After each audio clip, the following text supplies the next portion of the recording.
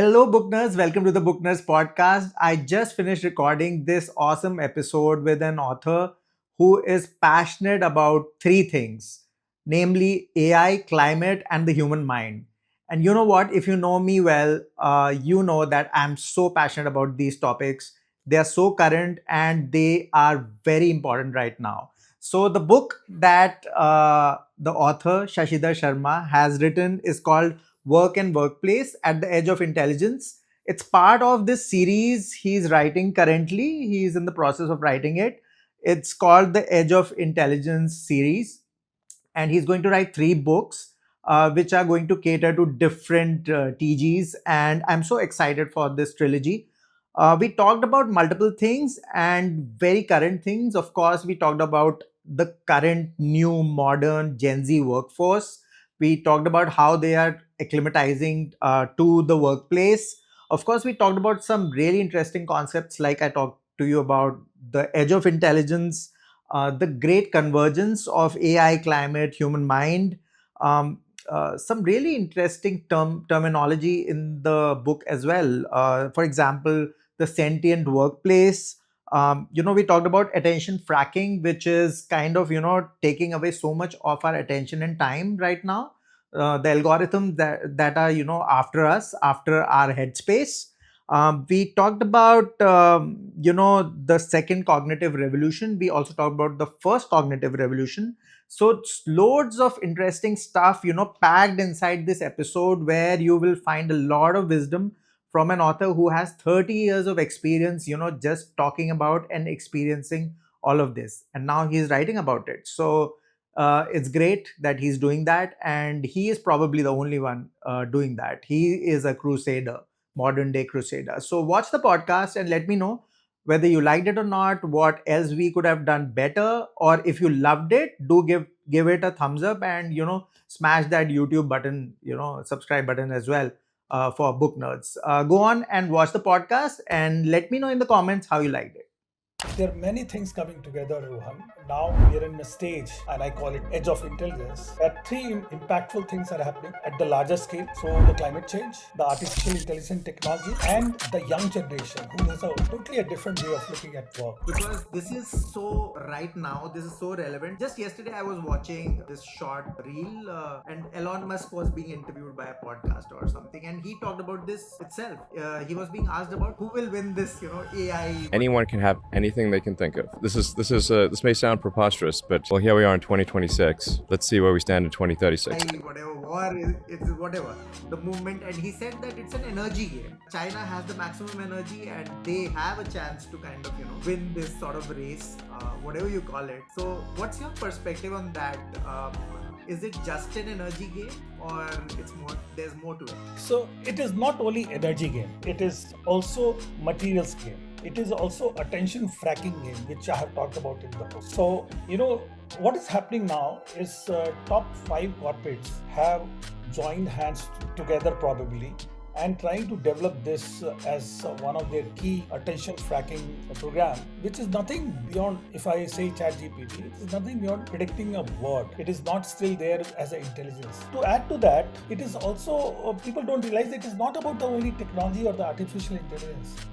We are talking in terms of there are 8 different aspects are coming together now, which will make a difference of the way we are going to work and the way we are going to design the workplaces and how we are going to live in this world. Now, if you see when you're working in home, your attention is not towards the work alone. Suddenly, probably Neha will drop in and you look at her, and then the deep focus what you had in the work that you're doing, you will come out of that depth and interact. Even if Neha does not talk to you, you will break your focus, that depth. Now going back to the same depth, there the research is there. It will take you 15 minutes. There's this term centaur, you just mentioned it as well. It was quite interesting for me. Please tell us more about this, because I could understand a little, but what does it mean exactly? How it how is it going to play out? It is going to play out in the way it is going to is playing now. A lot of people have used the agentic AIs, and okay, let me do this with the agentic AI. I have let's say 100 works or tasks, and I will give 70 tasks to the agentic AI, and I will do 30 tasks for myself. That is not being a centaur player. Our superpower of our brain is being human. And she said, how do you design for intuition? How do you design? There's no, set playbook that, okay, this is the way you should design. So intuition comes when you sit with yourself. Podcast. I'm so happy today because I have an author who I've been following for a long time, and he, in a previous life, if I can say, he has been a mentor to me as well. In a literature festival we used to work at together. Rather, I was working for him in some more than one ways. But I'm so happy to have you on the Booknerds podcast because this book that you have written, it's called Work and Workplace at the Edge of Intelligence, and it is such an important book right now because most of us, whether it's Gen Z or millennials like me, or even people in senior positions in any sort of workplace, are pretty confused, to be honest. We have no clue because AI, this beast, has come in. We have no clue what's happening, whether we use more of AI, whether we be more human, and whether we be an amalgamation of both. So, Shashidhar sir, thank you so much for sparing time for this, first of all. And we are going to talk about many things. But first of all, please let me know that this trilogy that you have built up, tell us a bit about that so that perspective is set. Why are you so passionate about this? Thank you, Rohan. It is wonderful to be here with you. It's almost 10 years we have collaborated together to create the Valley of Words in Dehradun. And there are many things I have learned from you. And I'm so happy to see the way you have grown. And over a period of last 1 decade, I think we connected a little, but not more. I'm very happy to connect with you again and your team. And I'm very proud of you, actually. The way you have grown in the stature, in the credibility, and the way you are helping various multiple authors about this. So that's great to be here, Rohan, and Neha has been a wonderful support to me as well. Now, let me talk about the Edge of Intelligence series, what I've created.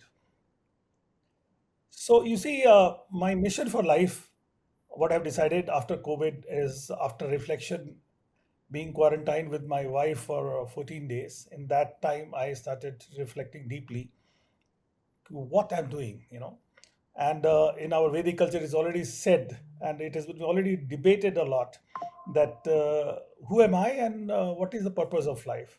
Probably that 14 days quarantine gave me the idea that what I'm doing and who am I. And it ultimately boiled down to one thing, and you know that I have been traveling to Himalayas a lot. My first book is all about Himalayas and the journey of a young boy from Banaras to Himalayas, understanding the Karma Yoga part of it from Bhagavad Gita. So very well connected, and Purush and Prakriti are two aspects which come together. And I realized that the if I have to make a difference, there's only one thing which is connected with me, which is the Prakriti or the nature. And I started thinking in terms of how do I you know make a difference in terms of climate change, which is happening and which is going to be very very disruptive in coming decades. So I focused my mind on that, and I realized that there's only three ways you can do or make any difference to the climate change, and you can make a contribution to making this earth much more better and livable place.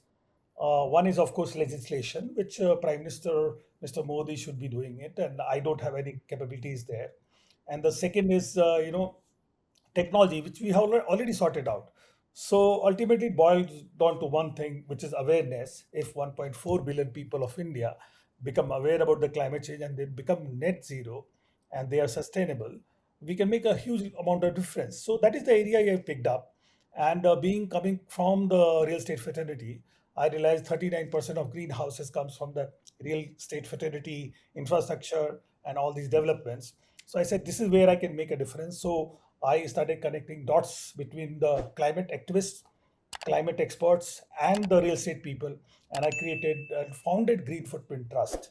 And on the flagship of that Green Footprint Trust is a Work Green Conclave, which I did across India, Mumbai, Bangalore, and Hyderabad, and multiple cities as a keynote speaker. Then, Rohan, ChatGPT happened. And the moment ChatGPT happened, almost 2 years back, I realized that is making a huge amount of difference in terms of precipitating the climate change, which I was, and the experts are expecting to become a tectonic shift in terms of the Earth, livable planet Earth, by almost a decade or so. Then I start deep dived into it and trying to understand why this data centers across the world, 5,000 of them, 4,000 of them in US, is making an impact.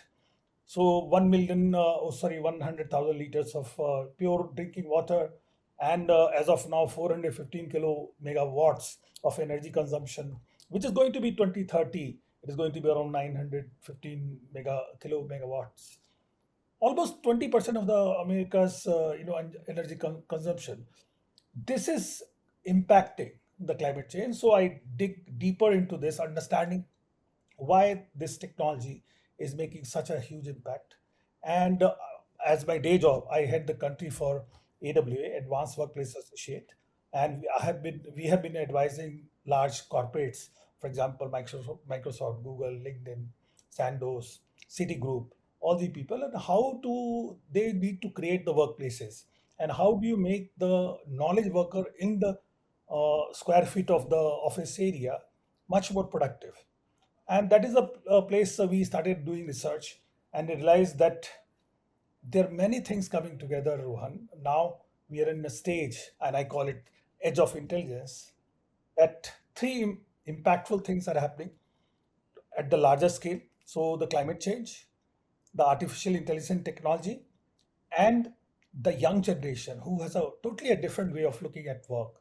So these all three things are coming together and going to make a huge amount of difference in the way we are going to work and the way we design workplaces. So that is where the foundation of my book is. Started doing research for almost 2 years, did cognitive summits across India and Malaysia and Singapore, and talked to multiple hundreds of real estate heads, business leaders, and all, trying to understand where we are going with this and how the world of work is going to change. And also did a global survey. Multiple hundreds and hundreds of people, participated in that. All this has come together as my first book, which you have, is called Work and Workplace at the Edge of Intelligence. And finally, I have realized after 2 years of deep research that where we are going.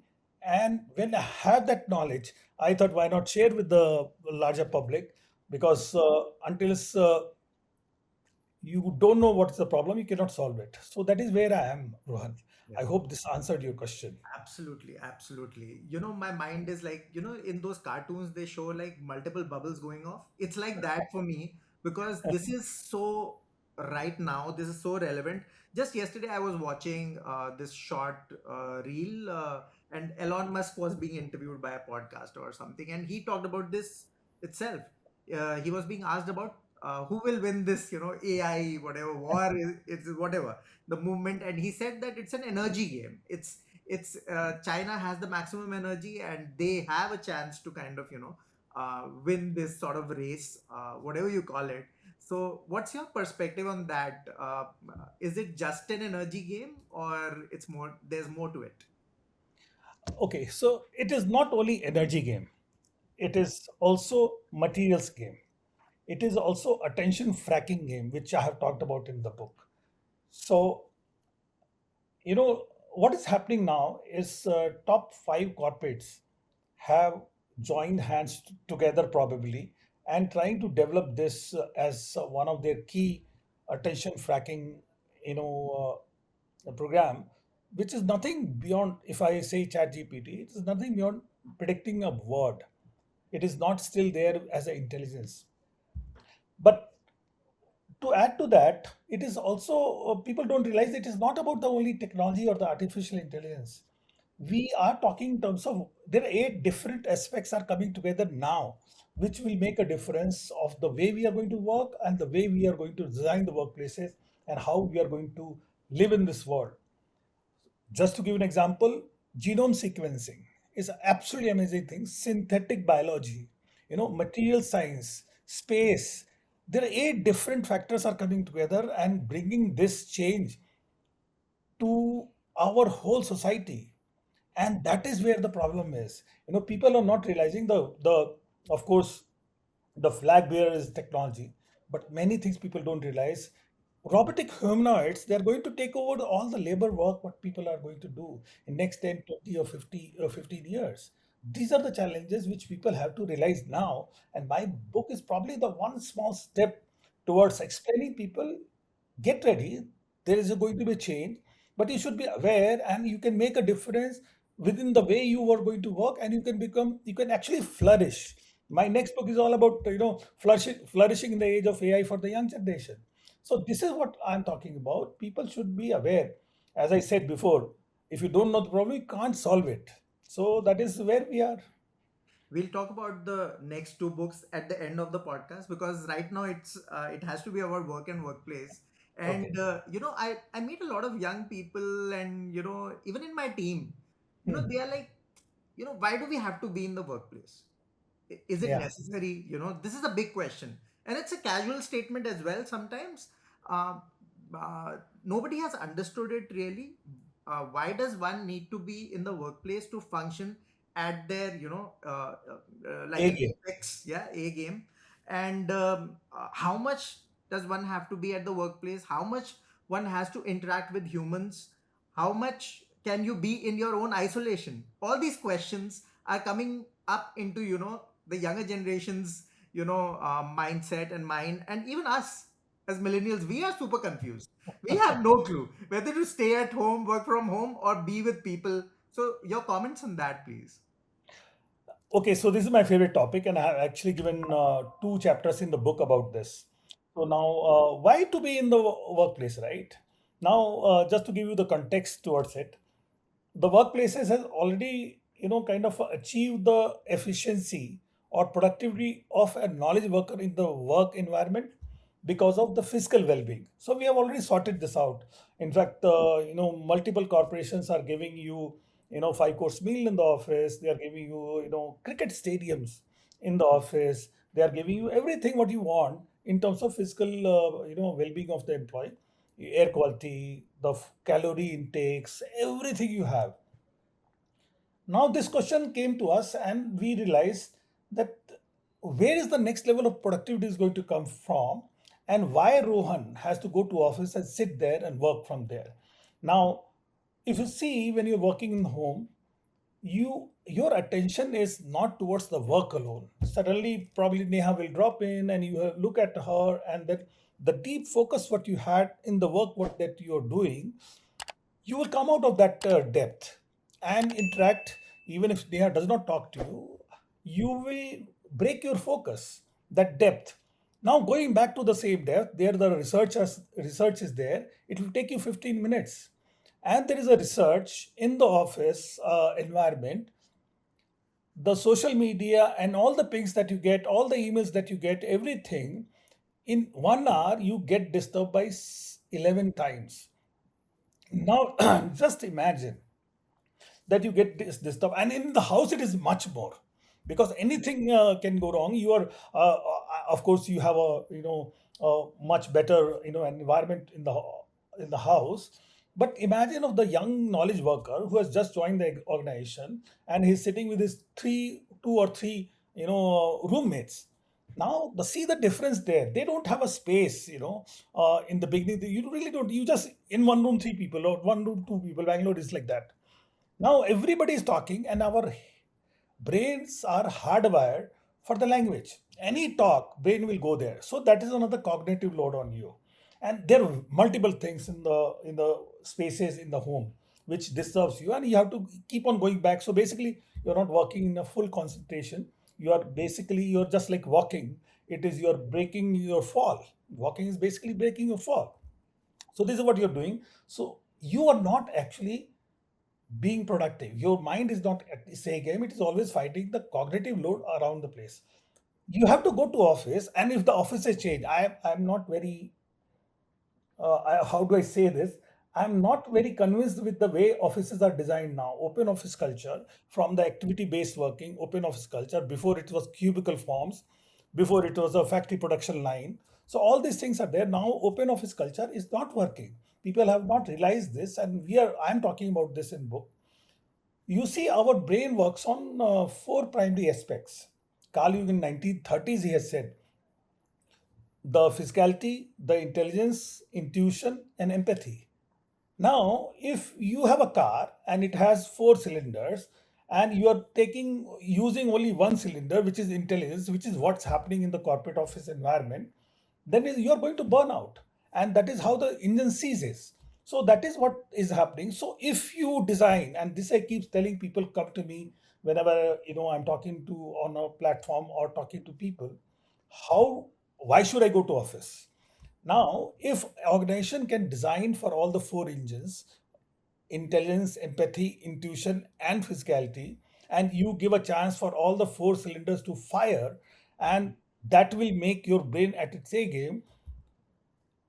If you can design, the moment you design, you can tell your employee that if you come to office, the work what you're doing in your house, which takes 10 hours, and come to office, it will take 6 hours, even 2 hours of travel time, they will come. That the organization has to design for, and that is why you need to go to office. Second, empathy. We are social beings. We cannot live in isolation. If you put a person in a secluded spot, and that is what the prisoners do, put him isolation, you can't function. So you need people to interact with, you need empathy, you need your intuition, where you need to think deeper. All these things has to be there. People ultimately have to go to office if they have to perform its A game. You can do this all these things together, but that level, that kind of environment, you have to create in office. This young generation, the knowledge workers, in the beginning they will not find this kind of spaces. That is the reason they have to go to office. Second reason they have to go to office, you have to understand the culture and the vision and mission of the organization, how you're going to get that. So if organization is running everywhere, it is not going anywhere. So the Chinese, very beautiful Chinese proverb is there. If you don't know where you're going, any road will take you there. So for all this alignment, you have to go there, and you have to work. And I guarantee, and that is how I designed the cognitive workplace strategy. I guarantee if the people are going to work in the organization, we need to go to the next level of productivity, which will come from brain, and the organization has have to design for all the environment this brain needs. All the four cylinders have to fire. Yeah. I hope I have answered the question. Probably Absolutely. you'll go to office again. Absolutely, absolutely. You have written a term.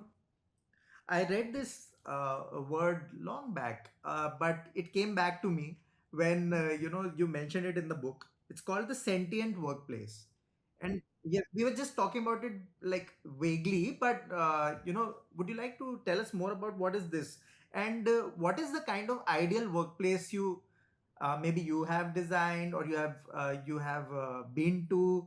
Tell us about that as well. What is the kind of ideal workplace that should be there in 2026 or going forward? So in my book, I have given a future forward scenario, how the people are going to work and what is sentient workplaces. I have defined that completely, but in simple words, your mobile phone knows you better. It knows when you're going to have the next meeting with me, or the next calendar invite. Everything it knows. It also knows what you enjoy, what is conducive to your comfort level. Everything it knows, right? Now this thing, if you connect with the office environment, and the office is talking in real time to your persona, which I'm calling in the book as a digital persona, then both of these things can come together, and it will know that Rohan has a call with the Shashi, and in 100,000 square feet of floor plate of a corporate office, it will figure out which is the right place for Rohan to be at this moment of time, and it will, without intruding or interrupting whatever you're doing, it will book that place. It will ask you to go there, and it will also invite me to go there.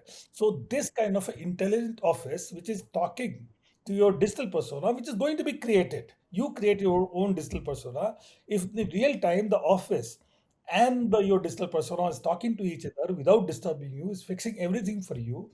That is what sentient spaces are, and that is where we are going. The cognitive workplace strategy is all about that. First, you create the four different zones for the brain to function at its A game. Second, how do I tell Rohan to be where and when? So you have a team meeting, you need a rainforest kind of environment. And that is what it will find, because it knows the square feet, it knows 100,000 of floor plate of office, and it figure it out for you. You don't get disturbed, you don't come out of the depth what you're doing. So that is what the sentient, in a very very simple words, is a huge amount of concept, that there are three different layers of making the brain more productive: individual brains, then connected brains, and then office or environment. So it's a book has got complete picture there. Yes, for the details, buy the book, guys. Everything is not, meted out for free. You have to spend money on Amazon. Okay, put it in your cart. No, Another it is question. not also Yes. the money part. It is also not the money part. I hate this, real concept. Okay. 30 seconds and 1 minute thing. It does not go inside you.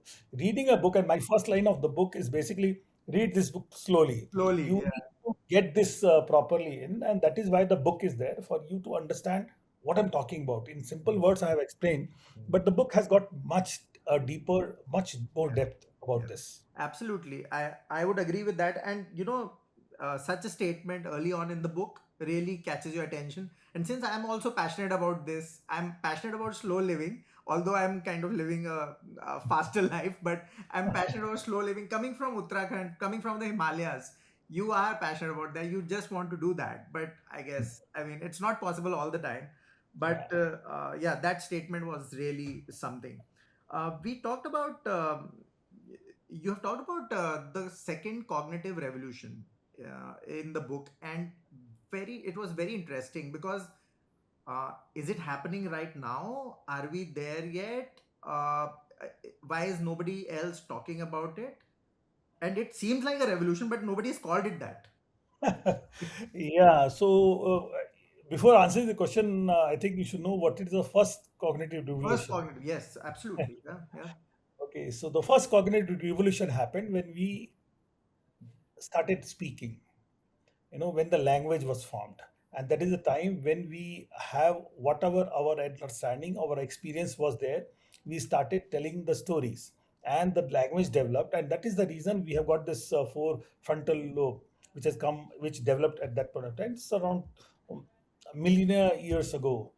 So that is the time happened. But then after that, whatever has happened, whatever revolution we have, green revolution, industrial revolution, and all that happened, which was kind of a little delta, you keep on going up. Now this second revolution is something totally different. If you go to my book and you read the move 37, Lee Sedol, one of the world champion of the Go, and Google DeepMind developed this AlphaGo as a computer, and they fought together with each other. And in the second game, move 37, the AlphaGo, which was trained on millions of the moves across, and it has learned everything or whatever's there in the world about the moves and everything. When it did that move 37, which was not in its learning data at all, it is a very very important thing. A program which does not have anything within its knowledge base, it could find something out of the map and brings it out. It is called creativity. That machine become creative. And that is where the second revolution started.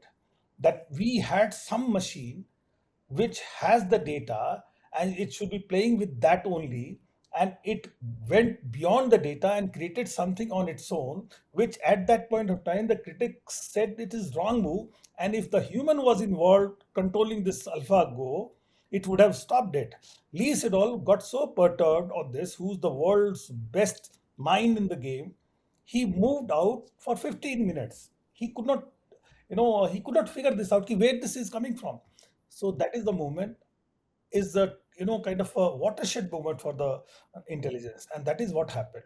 So second cognitive revolution is there because of that particular thing. We have Before that we had our Kasparov playing, Deep Blue and lost to it, and then he joined. I'm calling it Centaur, full-time employee, and he joined hands together with the computer, and then he played with everybody, every computer, every world champion, and won because of the computer playing with him. But that is how the thing started, and now it has come to a stage of what I call the edge of intelligence. We are now where eight different things are coming, eight different people, different verticals are being developed.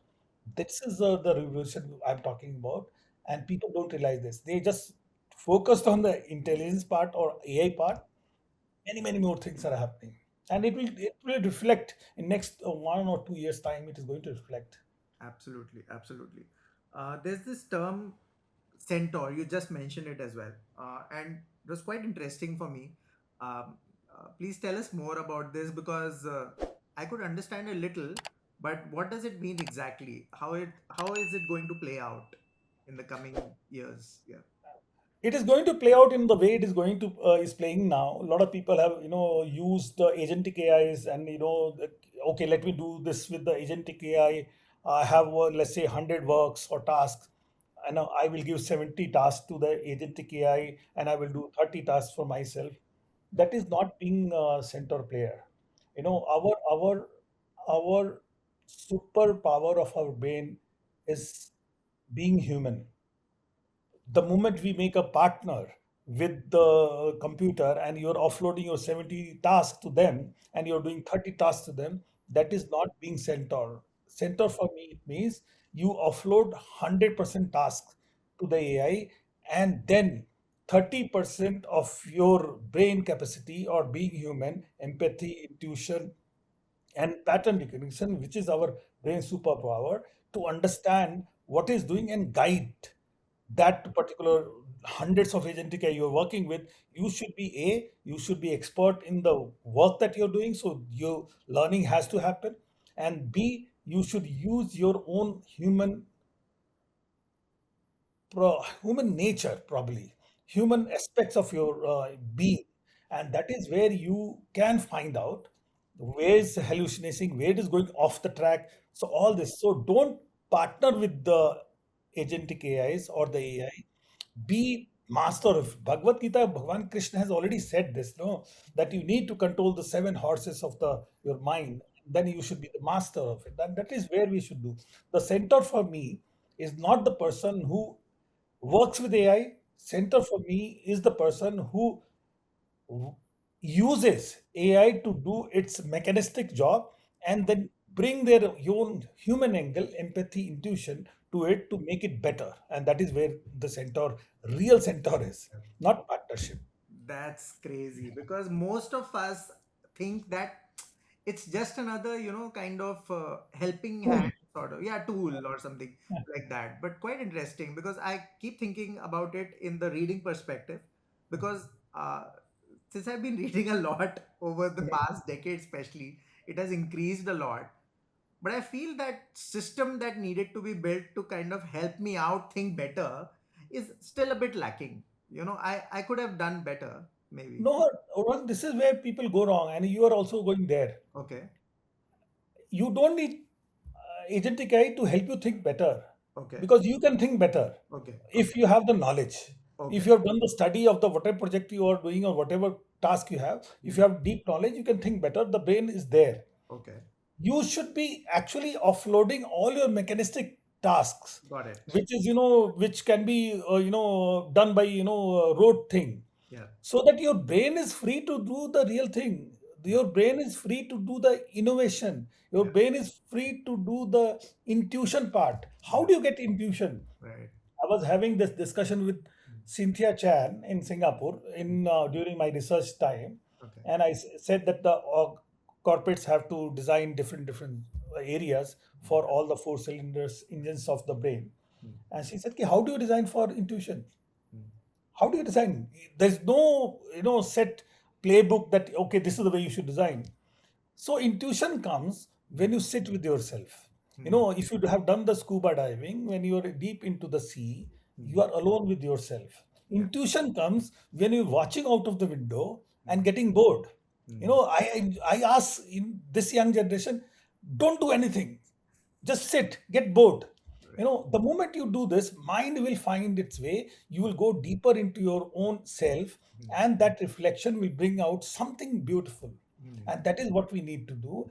And so, AI will never help you think. Actually, Hmm. AI is going to make you think the way it wants you to think. Ah, Don't go there. yes, No. absolutely. And I've noticed this so often, right? When I'm kind of using Claude or something, it is just confirming what I'm trying to tell it. It's crazy how, and ChatGPT is even worse, it does even a worse job at that. It's not So contradicting me. That's that's that's what I'm the saying. major That's issue. what I'm saying. So, you know, there's a word, there's a name to this. It Hmm. is called persuasion bombing. Yes. ChatGPT does Yes. that to Yes. you. It says, okay, you are right. You Ah. are absolutely amazing. You have done an amazing job. Hmm. But what I've done is there, and then it will start convincing you. It will persuade you. Yeah. Ultimately, who's the person taking the decision? Not you. You got persuaded by the persuasion bombing of the agentic AIs, because it has got only one thing to do, Hmm. to explain whatever the knowledge it had, and it will fight for it.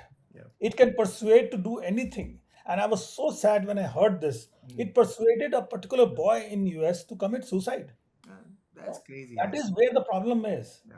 And the moment you let it run, Hmm. the moment you start, you know, having therapy with the, you know, agentic AIs, Yeah. it has a different world altogether, Yeah. because it is not doing anything, or it is not thinking being, it is nothing like empathy and all. Hmm. It is just predicting the next word, and its job is to make that word more conducive towards you. And that is where the problem is. It will never help you think. Thinking you will do, because you have the knowledge. It is basically, and I keep saying this, it is nothing but aggregator. You can't see the whole internet. It has seen the whole internet. You ask the right questions, it will give you those things. You need to be master in asking that question and not getting persuaded by what it is throwing you. Yeah. That is why you need deep knowledge of the work that you're doing. And Right. that is, there's only two ways you Hmm. can, you know, become expert or survive, and Hmm. you will be more comfortable in this second cognitive revolution, when you have deep knowledge of the subject what you are working on, Hmm. and then you leave your 30% of being human to manage this. And that is where, no, AI will never let you think. It will pursue you to think the way it has put.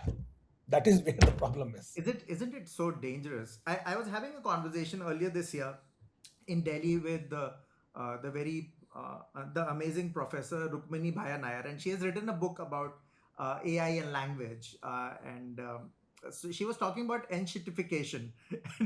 As That's it's another beautiful word there now. Yeah, so she explained it quite beautifully, similar to what you have done. That it is the entire, of course, the AI race, and across the internet, there is so much language that is being used, which is kind of disconcerting. So yeah, that I think this is an amazing follow-up conversation to that, because it's bringing out many new things. And yeah, so one thing which I wanted to really ask you was that about ethics, and it's a word which has kind of drowned in society, and I don't know about the workplace how it's going on, because I have not been in one for a while. So I would love to know, how does the workplace sees it, the people who are running it sees it, the top management, and people who are working also, what is going on with that overall, just ethics There in was general? a Nobel laureate Friedman, and he said, when you talk in terms of ethics as a business entity, what is the fiduciary duty of a corporate? To make money for its shareholders. Hmm. So that is what the ethical for a few corporate is. Yeah. So the way you may make the money, if it is all the legal parameters and paraphernalia is taken care of, your job is to make only money. Hmm. Now, there's you can keep on making money. So, for example, if you are making money by creating atomic bombs or the war machinery and all, who's there to create the hospitals and education system? That is not making money. That is where our government should be thinking about it. A corporate has no problem in making money for their shareholders, because that's their ethics. And it's very clear that is how they should be thinking. And if they don't think, most of the shareholders will sue them. So that is their ethic. But legislation, my problem with the whole thing, what is happening, read the book of Karen Howe, Okay. Empires of AI. Empires of AI. Okay. AI. Hmm. And so all these big people who has got reaching $1 trillion of market cap, they have only one job to do to make money for their shareholders. And there's no, ethically, they're not wrong at all. But if the whole factories of the world start making only guns, who will take care of our children? Who will take care of our education system? Who will take care of ethics? That is where the governments should start thinking. And it has started. A lot of people have signed petitions and all.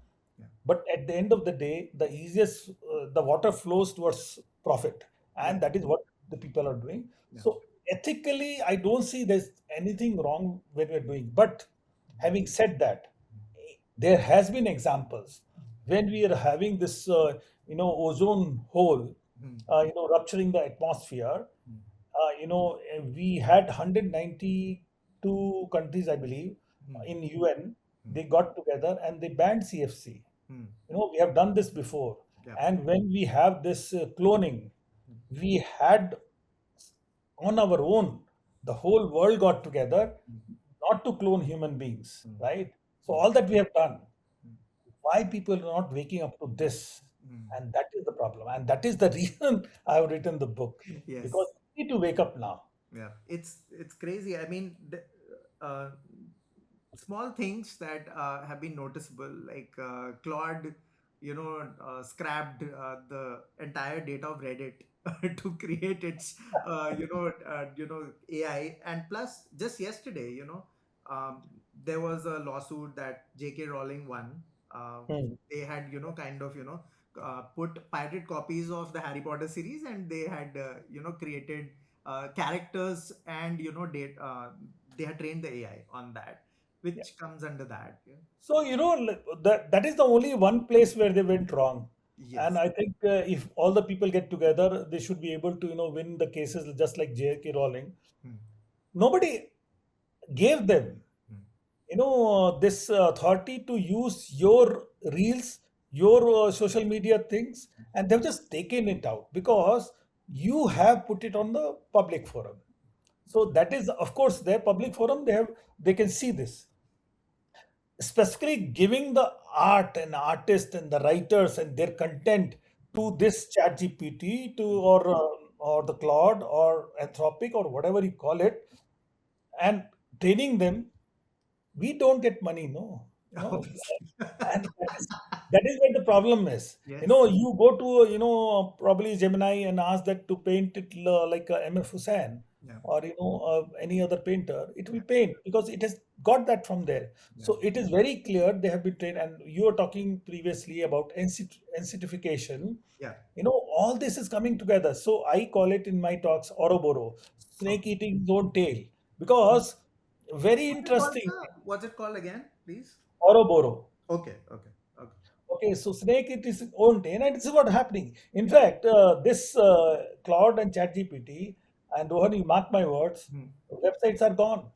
You don't need website now because you have agentic AI. It does not have to look the beauty of the website what created. It needs data which will take it from everywhere. Yeah. So now people are not going to Google to search things. Yeah. They're going to ChatGPT or Claude, ki boss, tell me this, and this will be. So that is where the anticipation next level is going to come from.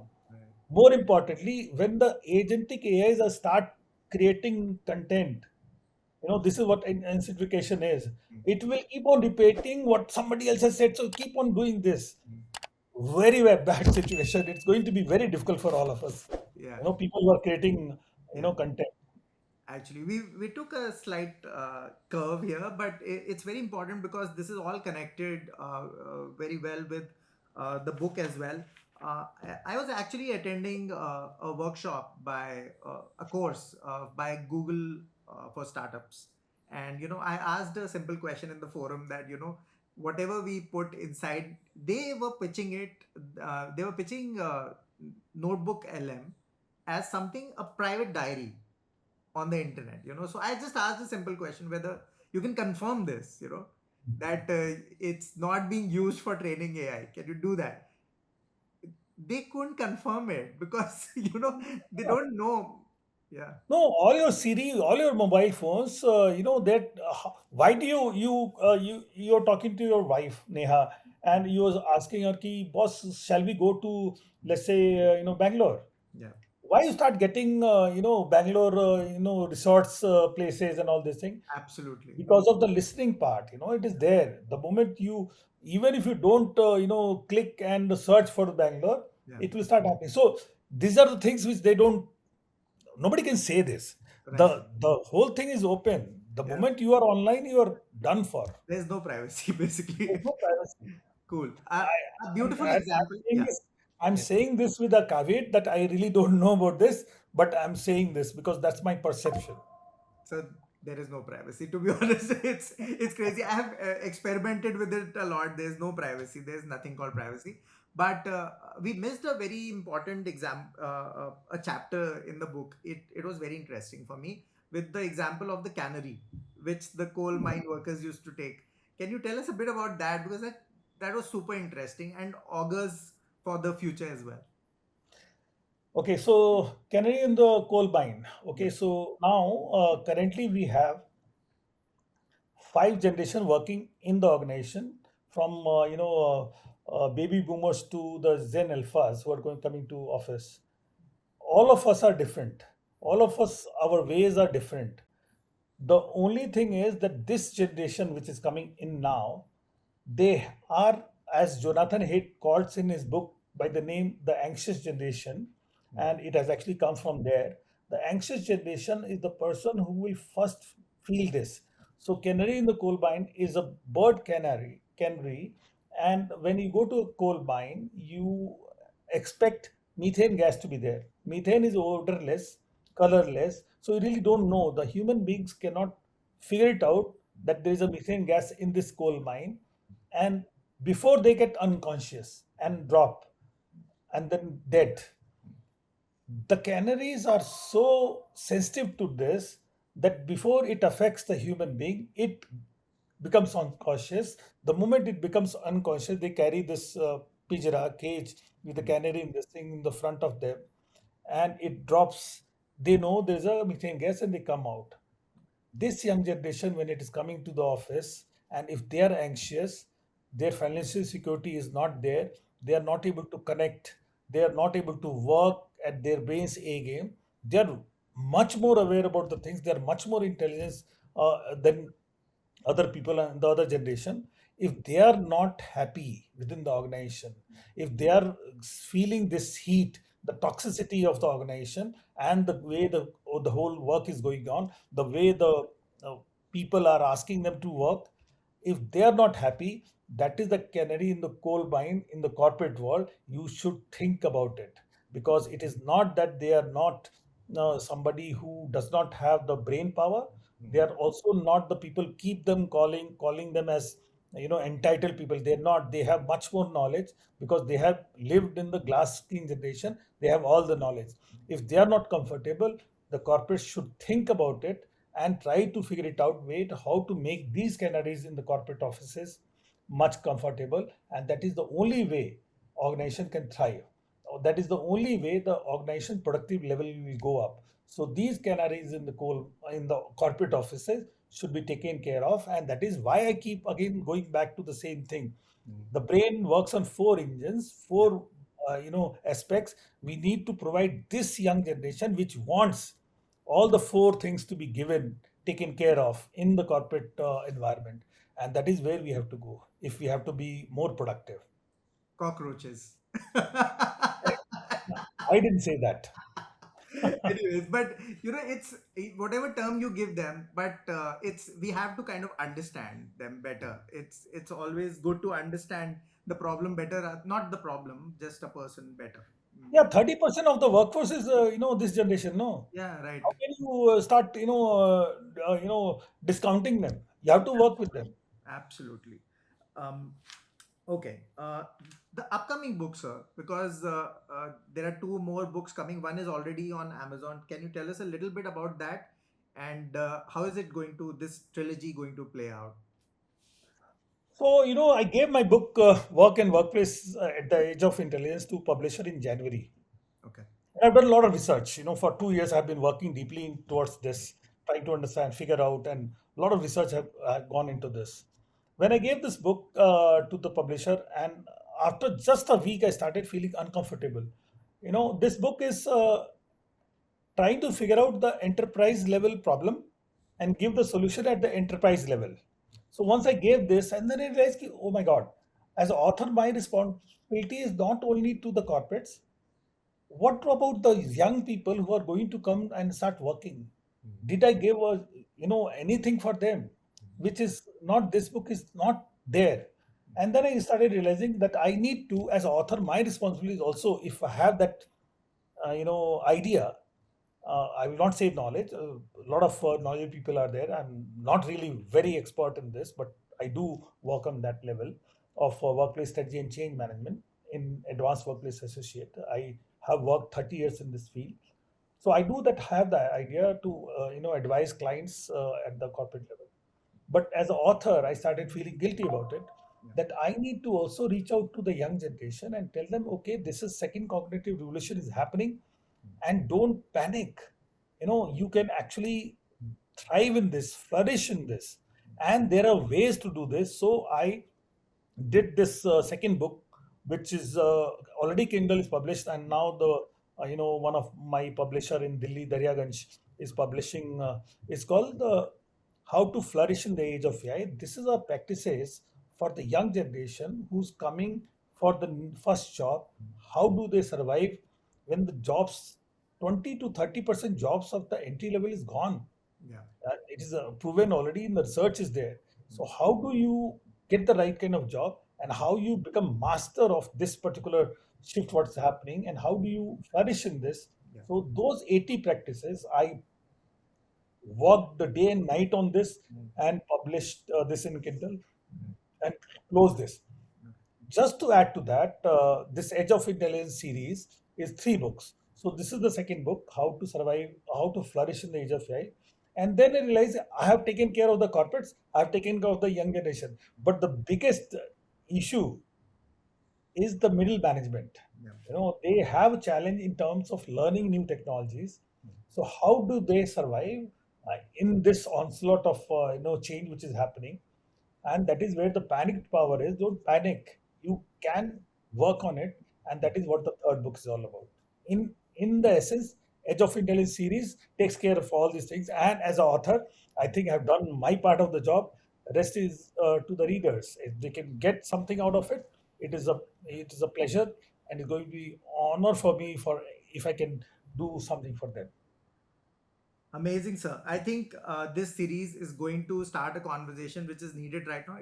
It has started, but one needs to take it more seriously because it is going to impact each of us in a big way. And I believe that everybody should read the entire series, whether because you are going to be in either kind of position somewhere down in the future, right? So thank you so much for being on the Booknerds podcast.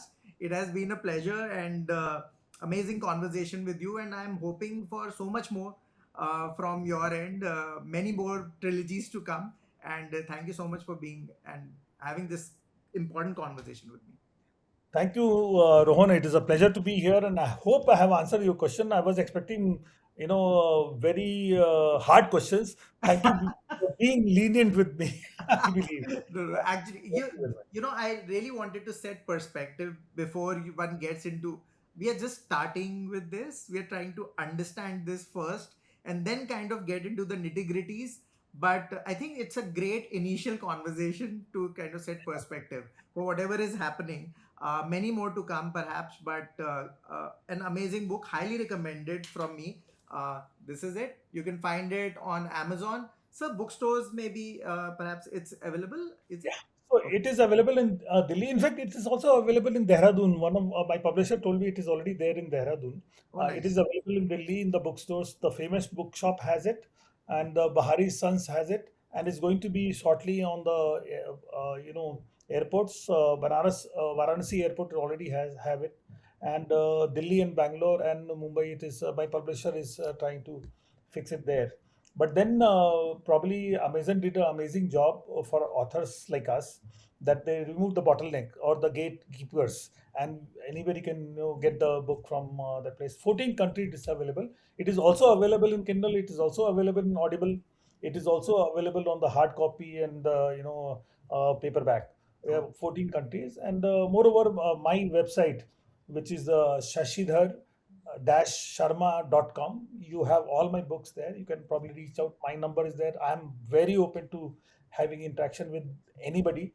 Shashidhar.sharma@gmail.com. Reach out to me. I enjoy talking to people. And thank you, Great. Rohan, for giving me opportunity to talk to you after such a long time. I Thank mean, you it's very an much. opportunity for me, sir. Otherwise, you won't talk to me. So it's No, no, no. great that I have the podcast. Anyways, but great guys. Wherever you can find the book, and I would also recommend that if you don't get time at all, to sit with the book, the audio version can also be very beneficial, because on a commute or something, you can always go for it. So buy the book and let us know in the comments, in the YouTube comments, how you like the book, whatever Shashi sir talked about. If you have any opinion on that, if you have a contrary opinion to that, do also express that. It's totally fine, and sir would love to kind of answer the comments. Thank you so Absolutely. much, sir. Thank you so much for being on the Thank you very much. Thank you so much, Rohan. Thank you.